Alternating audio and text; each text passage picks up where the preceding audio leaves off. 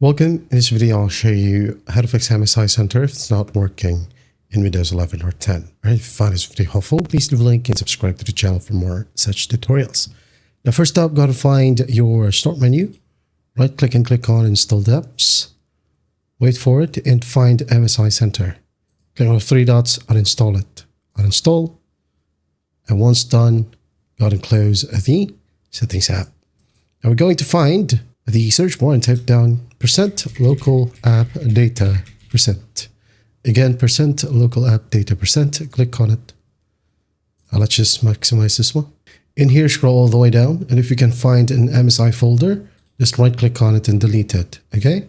And then once done, go back to app data right here at the top.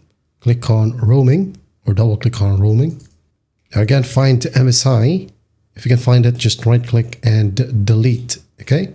After that, go ahead over to your search bar once more, type down run, click on it. Now type down %temp% and click on OK. And then after that, press Ctrl+A, right click and delete. All right. Go ahead and click on do this for all current items and hit on continue. Wait for it. Now skip the rest that doesn't want to be deleted. Skip, cancel. Okay. Close.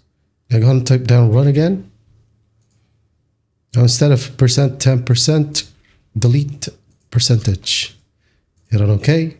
Do the same thing. Ctrl+A, right click and delete. Continue. Do this for all current items. Skip. There you go. Close. Now go ahead and restart your computer. And once done restarting, just go ahead and download or re-download MSI Center from here. Okay.